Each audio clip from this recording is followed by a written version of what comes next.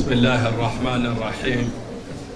الحمد لله رب العالمين، والصلاة والسلام على أشرف المرسلين سيدنا ونبينا وحبيب قلوبنا محمد.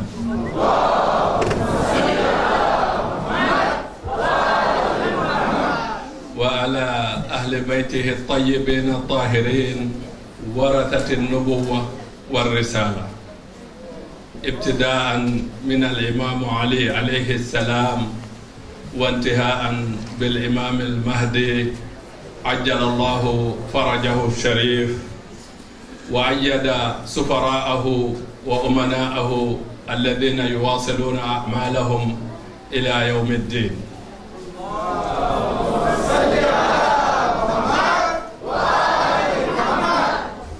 عظم الله أجورنا وأجوركم. Salam alaikum, chers frères et sœurs. Avant tout, je voudrais remercier Dieu de nous avoir permis de nous retrouver encore cette année ici pour présenter nos condoléances à notre prophète, à Sayyida Zahra alayhi salam, à l'imam Ali alayhi salam, à l'imam al-Hassan al-Mujtaba. Non seulement présenter des condoléances, mais aussi et surtout leur exprimer notre solidarité envers eux et en même temps et surtout renouveler notre allégeance à notre prophète, à Sayyida Zahra, à l'imam Ali alayhi salam, à l'ensemble des imams et particulièrement Sahib al-Asr wa Zaman, Imam al-Mahdi, Ajjalallahu farajahu sharif. Je voudrais aussi remercier mon frère, mon ami, Cheikh Hussein Haïdar, qui est en train de faire un travail exceptionnel, un travail très très difficile. Comme vous savez tous, nos imams ont dit Amruna Sa'bun, Mustas'abun. Effectivement, moi je suis témoin de toutes ces souffrances, les endurances qu'il a subies pour arriver aujourd'hui à pouvoir nous donner ce mimbar. Donc, je prie que Allah subhanahu wa ta'ala lui donne la force, l'énergie qu'il faut pour qu'il puisse continuer cette mission qui est très très difficile.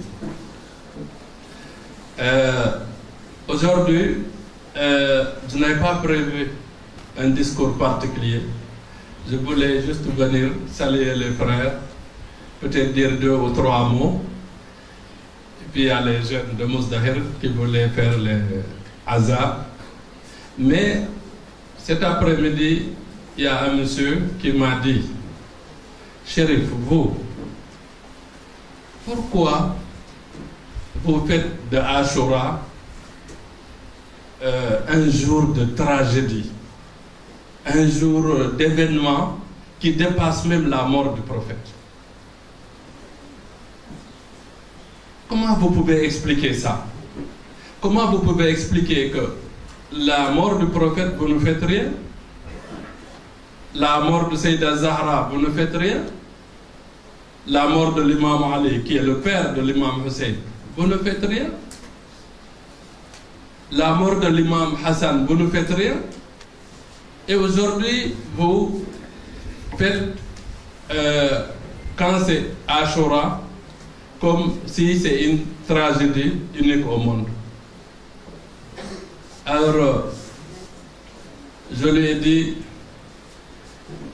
oui, nos imams ont répondu à toutes ces questions. Ce n'est pas moi, Chérif, qui va te répondre. Mais c'est les imams qui vont te répondre. Parce que Cette question que tu as posée a été tout le temps et revient tout le temps dans l'histoire, comme l'histoire même se répète tout le temps. At-tarikh yu'idu nafsahu da'ima. Je lui ai dit, est-ce que vous avez étudié le Coran? Il m'a dit oui. Je lui ai dit, Allah subhanahu wa ta'ala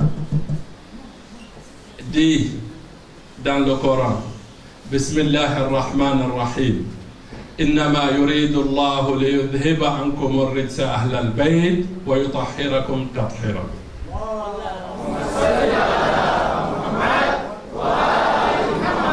Je lui ai dit, est-ce que tu sais dans quel contexte ce verset est descendu? Il me dit non. Je lui ai dit, notre prophète était assis, l'imam Hussein est venu se mettre à côté de lui, il a demandé à Sayyida Zahra, il y a plusieurs versions, moi je prends une version, on lui avait amené un cadeau d'une couverture de Yémen, Al-Kisa. Ce hadith, il s'appelle Hadith Al-Kisa. Il a pris cette couverture, il s'est couvert, il a mis l'imam Hussein dedans. L'imam Hassan est venu, il lui a dit rentre, il est rentré. Sayyida Zahra était à côté, il lui a dit appelle ton mari. Elle a appelé l'imam Ali, il dit rentrez, ils sont rentrés. Il dit Allahumma haoula'i ahlu bayti. Oh mon Dieu, c'est ces gens-là qui sont ma famille, les gens de ma maison. Et Jabraïl alayhi salam, qui avait amené le verset sur le prophète, a répété le verset et ils ont répété ensemble tous le verset. Mais je lui ai dit, cette personne qui m'a posé la question, c'est une personne qui est une référence dans ce pays. Je lui ai dit, quand on a posé la question à l'imam Rida alayhi salam, à l'imam Moussa al-Kab alayhi salam, il dit oui, quand notre prophète il est décédé, il restait encore 4 personnes infaillibles, parfaits, impeccables, qui étaient des Ahlul Kisa vivants. Toute la crise, eux, ils ont géré ça. Quand le prophète est décédé, il n'y avait pas un vide. Il y avait Imam Ali, il y avait Sayyida Zahra, il y avait Imam Hassan, Imam Hussein. C'était supportable. Parce que c'est le prophète qui est parti, mais les 4 membres de sa famille, les Ahlul Kisa, étaient là. Il dit, quand Sayyida Zahra alayhi salam est parti, il y avait Imam Ali. Tous les yeux regardaient sur Imam Ali. Quand l'imam Ali est parti, il y avait Imam Hassan al-Mujtaba alayhi salam. Il dit, et les larmes ont commencé à couler sur les yeux de l'imam Moussa al-Kab. Il a pleuré. Il dit, mais quand Imam Hussein est parti, il n'y avait plus personne de Ahlul Kisa. Il n'y avait plus personne, les membres de Ahlul Kisa. Donc la mort de l'imam Hussein, c'était comme si c'était le prophète lui-même qui était mort. Parce que c'est le prophète lui-même qui a dit Hussein minni wa ana min Hussein. Hussein est de moi et moi je suis de Hussein. Et donc tant qu'il restait une personne d'Ahlul Kisa, on pouvait au moins regarder vers cette personne.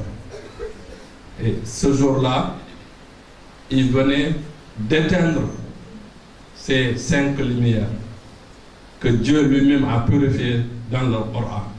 Bien entendu que cette purification englobe les 12 imams de Ahlul Bayt alayhi salam. Alors, je lui ai dit, c'est pour cela que la mort de l'imam Hussein ne peut pas être comparée à une autre tragédie dans l'existence. Imam Hussein, c'est une école. Imam Hussein, c'est une école, mais ce n'est pas une école seulement pour les Atba d'Ahlul Bayt ou pour les musulmans. Mais l'Imam Hussein, c'est une école pour toute l'humanité entière. L'Imam Hussein, c'est un modèle. L'Imam Hussein, c'est une référence. Mais surtout, ceux qui profitent de l'Imam Hussein, c'est les partisans de Ahlul Bayt. C'est ceux qui ont compris la question de l'imam. Pourquoi un homme qui croit en Dieu, qui croit au prophète, qui croit aux 12 imams et qui comprend exactement le rôle et le pourquoi de leur existence sur cette terre, devant n'importe quelle épreuve dans ce monde-là, il devient toujours fort et solide. Pourquoi? Parce qu'il n'y a pas une épreuve qui dépasse l'épreuve de l'imam Hussein. Donc ça, voilà un modèle. Voilà une source de force pour nous les partisans de Ahlul Bayt. Quand nous sommes dans une épreuve, on dit l'épreuve de l'imam Hussein était beaucoup plus grande, beaucoup plus dure. Donc c'est ça qui fait que nous, les partisans de Ahlul Bayt, on est toujours serein et fort. Pourquoi? Parce que l'imam a dit, il a résumé son combat en quelques mots. Il dit, Lam akhruj ashiran wala batiran wala zaliman. Innama kharaj faqat l'islah et ummat jaddi. Je ne suis pas sorti pour chercher à faire du mal. Je suis sorti pour autoriser le bien et interdire le mal. Et surtout faire en sorte de restaurer l'islam vrai, enseigné par mon grand-père, qui est un islam de paix, d'amour, de tolérance et de partage. C'est pour cela que l'imam Hussein est sorti. Qu'est-ce qu'on peut étudier dans ça? Beaucoup de choses. On ne pourra pas le dire ici en tout. Mais je veux dire une seule chose. L'imam Hussein nous montre ici que si tu veux être fort dans la vie, il faut toujours avoir raison. Si tu veux être fort dans la vie, il faut retenir ça. Si on veut être fort dans la vie, il faut toujours avoir raison. Ça,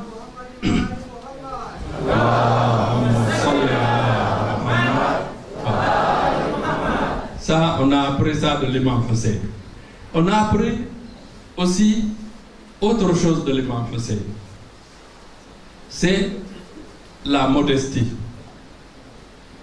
Ensuite, on a appris les bonnes manières, le akhlaq, l'éthique et surtout la morale, l'éducation morale chez l'imam Hussein. Parce qu'au moment où les ennemis empêchaient l'imam Hussein, ses enfants et ses partisans de boire de l'eau de Forat, pendant que les chiens, les ânes et tout buvaient tranquillement dans cette eau, l'imam Hussein, quand il a eu l'occasion, il a demandé de donner à boire aux autres, aux ennemis. Là encore, l'imam Hussein nous montre les akhlaq, les bonnes manières. Et ces akhlaq et ces bonnes manières, tant que nous, on ne les prend pas et se les approprier nous-mêmes, on ne sera pas différent que les autres.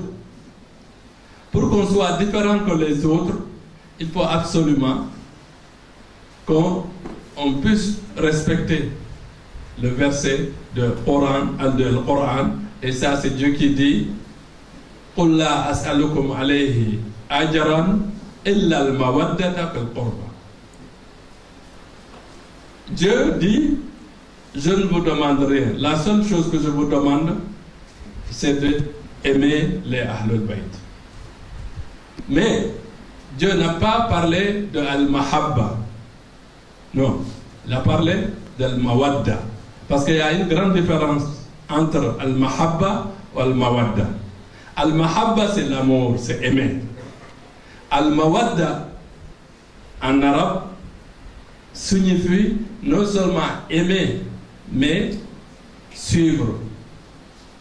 Et suivre, c'est-à-dire obéir à la personne qu'on aime. Et non seulement l'aimer, mais essayer de pratiquer ce qu'il pratique, de faire ce qu'il fait, de vivre ce qu'il vivait. C'est ça que le verset nous enseigne. Je prends un exemple ou deux et après je termine pour ne pas prendre trop de temps, pour laisser les jeunes aussi.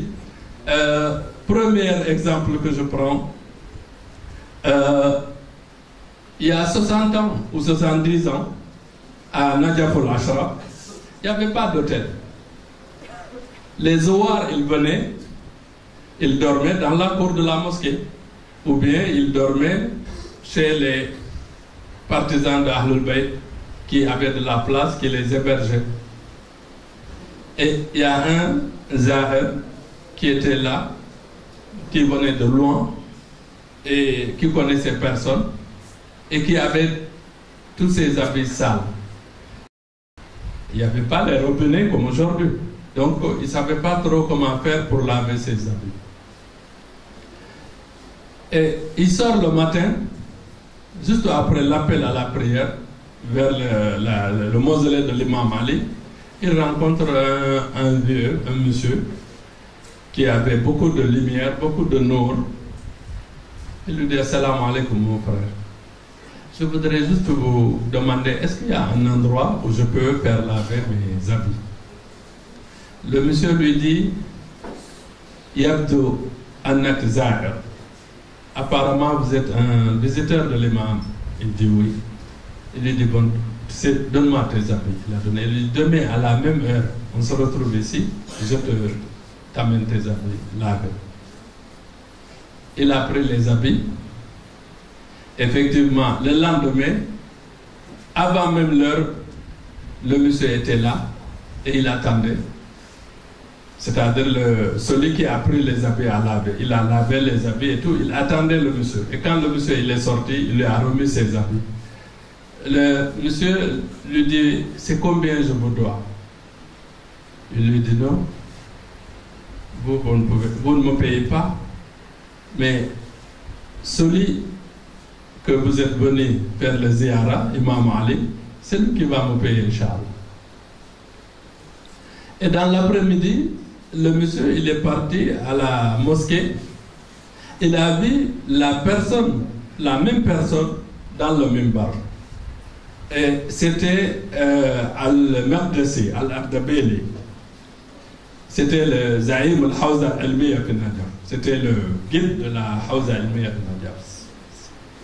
Et il a été surpris de voir que c'est cet homme, avec cette grandeur, que tout le monde cherchait à voir, même pour le voir, l'approcher, c'était pratiquement impossible, qui a fait ce travail-là, qui a eu ce comportement. Voilà les modèles. Voilà un modèle de disciple de l'imam Hussein. Voilà un exemple. Ensuite, je prends un deuxième exemple. Cet exemple, c'est un monsieur qui était très très riche, qui était chef d'entreprise, qui avait beaucoup d'argent. Et un jour, c'était la période de Ashura, il y avait un groupe de jeunes, ils sont allés le voir pour lui dire nous on veut faire la cérémonie de Ashura, on a des problèmes d'argent et on voulait louer des micros, on voulait louer des chaises, on voulait faire ceci et cela. Il dit bon, mais allez-y, faites votre budget et puis vous venez me voir. Ils ont fait un budget, mais ils ont hésité. Il dit le budget là est trop élevé, peut-être il ne va pas nous donner cet argent. Quand ils ont amené le budget, le monsieur il a dit allez chez mon comptable, il vous fait le chèque, je vous signe ça. Il n'a pas regardé le montant. Et quand le comptable a rempli le chèque et tout, ils lui ont amené le chèque, il a mis sa main sur le montant pour ne pas voir le montant. Et il a signé le chèque. Il l'aura donné.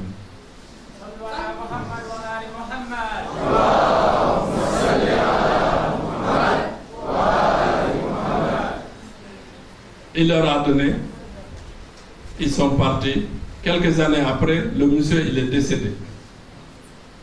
Il est décédé, il y a un grand saint homme, un homme de Dieu, que tout le monde reconnaît que c'était un homme de Dieu. Et depuis qu'il est né, personne ne l'a jamais vu dire quelque chose qui n'est pas vrai.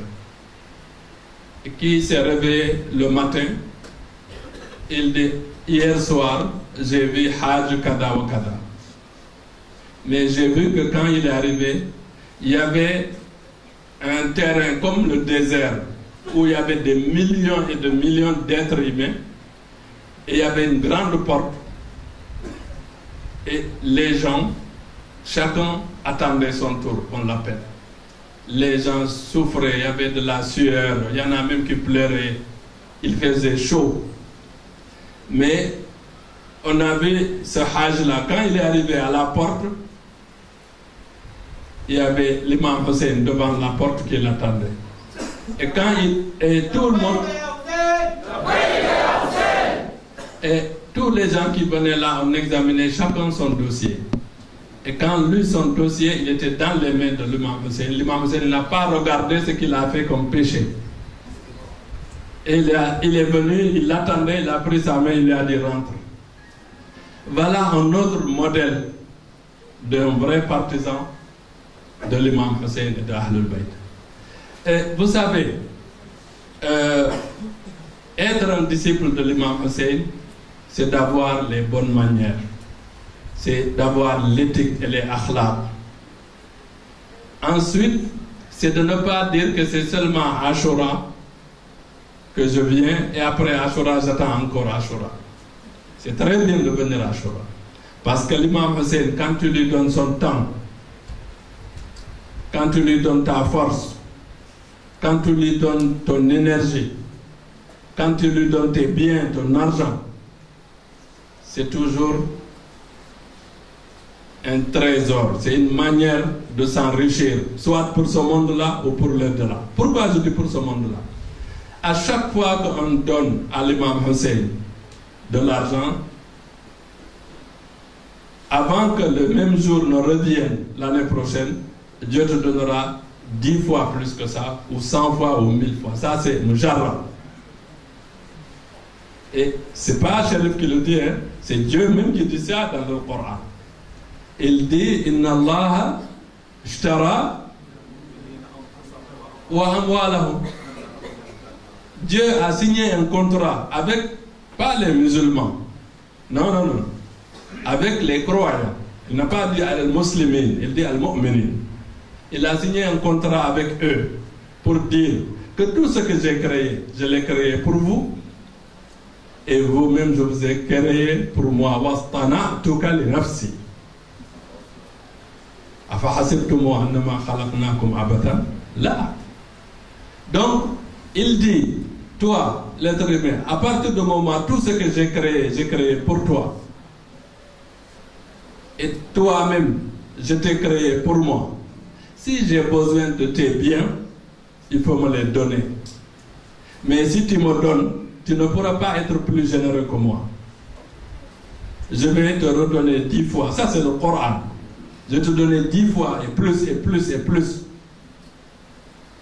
Kamathali habbatin ambatat sab'a sanabil. Voilà.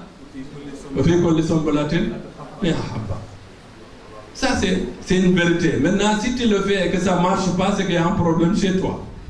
Parce que aussi, l'imam Hussein, les Ahlul Bayt, ils n'acceptent pas les biens de tout le monde. Pour que tes biens puissent aller chez l'imam Hussein, pour que tu puisses donner à l'imam Hussein, il y a une préparation personnelle d'abord qu'il faut faire. Il y a des réglages qu'il faut faire chez toi. Pourquoi? Parce que Dieu t'a donné l'intelligence, il t'a montré le bien et le mal, et il a choisi le bien pour toi. et il t'a dit que le mal n'est pas bon, et il t'a donné le libre arbitre. Et là, en te donnant le libre arbitre, il te laisse la possibilité d'être bon ou mauvais. Et maintenant, si tu as choisi d'être mauvais, même si maintenant tu prends ton argent pour donner au Ahlul Bayt, même si tu veux faire ça, tu ne pourras pas le faire. Parce que, attention, beaucoup de gens confondent. Aimer les Ahlul Bayt ne veut pas être partisan de Ahlul Bayt, ne veut pas être disciple de Ahlul Bayt. Quelqu'un est venu voir l'imam, il lui a dit, moi je suis c'est ça, je suis ton disciple. Il dit non, il faut dire seulement que tu nous aimes, mais tu n'es pas notre disciple. On peut même aimer quelqu'un qui n'est pas musulman, quelqu'un qui est athée, ça peut arriver. Mais être disciple, c'est quoi? Al-Mawadda, c'est-à-dire aimer et suivre. C'est ça.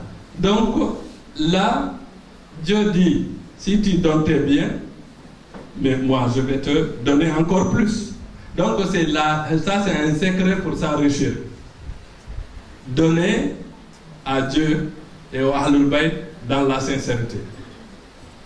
Ensuite, Dieu dit, toi, je t'ai créé pour moi, mais si j'ai besoin de ta propre vie, tu dois la donner. C'est la notion de djihad. Mais le djihad aujourd'hui est transformé. Aujourd'hui, chacun, quand il a envie de faire quelque chose, il dit que c'est djihad. Mais le djihad est déterminé par qui? Par Dieu, par le prophète et par les 12 imams. Et au moment de l'absence de l'imam, il y a des ulama, des marajis, des savants qui sont là, qui peuvent savoir à quel moment on peut considérer qu'il est l'heure de faire le djihad ou pas. Mais là, il dit si c'est le djihad et que tu donnes ta vie, je t'enlève dans ce monde éphémère, je te mets dans le paradis éternel.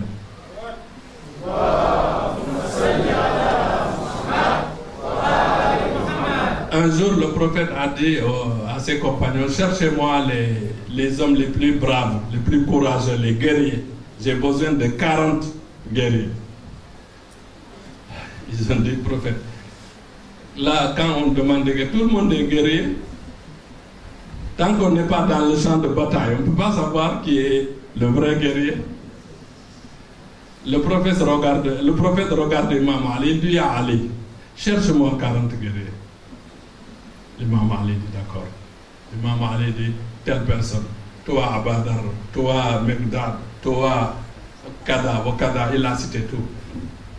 On a dit l'imam Ali, c'est quoi le critère? Comment tu as choisi ces gens-là? Il dit parce que c'est des généreux. Askhiya, c'est des généreux. Man bakhila bimalihi, fahuwa binafsihi abkhal. Celui qui est pingre avec son argent, il va être plus pingre encore avec sa vie. Ça c'est clair, c'est évident. Donc c'est pour cela, il faut qu'on donne au Ahlul Bayt. Il faut qu'on se donne au Ahlul Bayt. Et eux, ils sont généreux, ils sont bons, ils ne vont pas nous oublier. Ils seront toujours avec nous. Ensuite,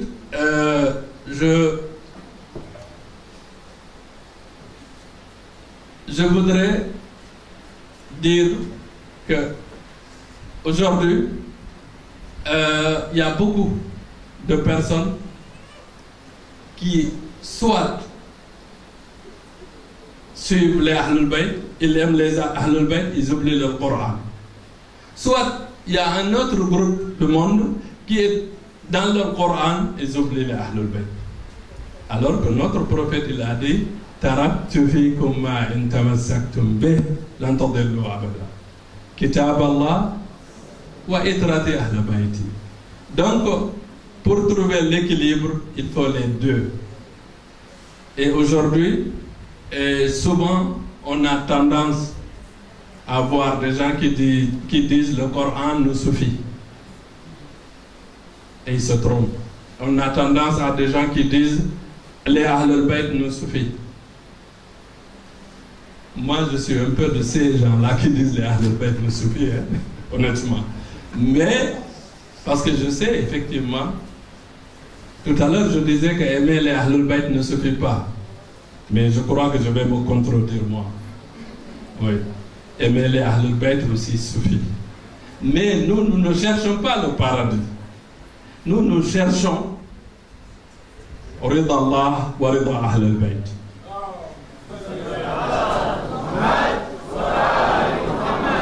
Je dis bien, nous ne cherchons pas le paradis parce que quand tu as quelque chose, tu ne le cherches pas.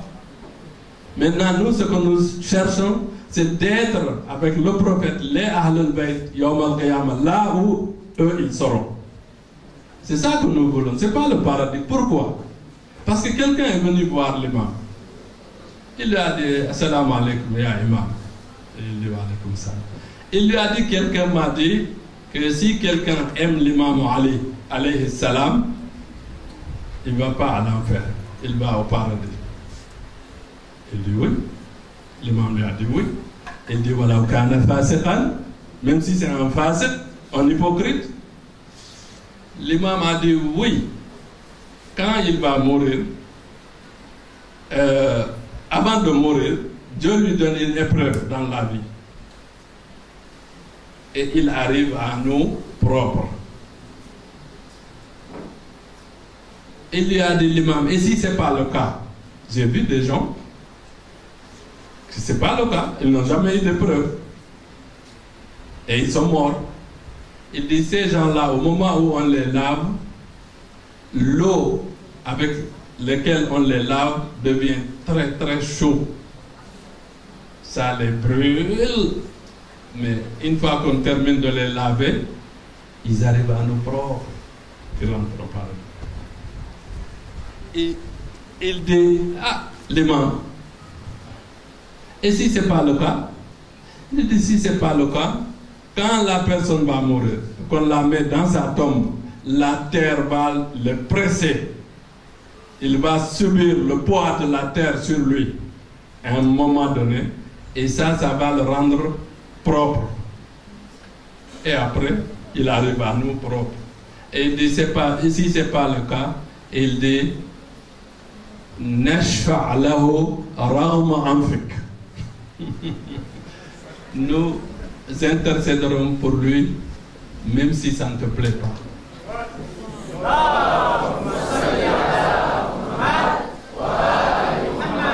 Et c'est pour cela que l'imam Shafi'i a dit Ya ahla bayti rasulillahi hubbukum fardun min Allahi anzalahu kafakum min azim ash-sha'ni annakum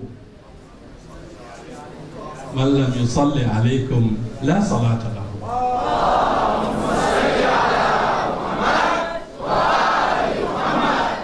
Assalamu alaikum wa rahmatullahi wa barakatuh.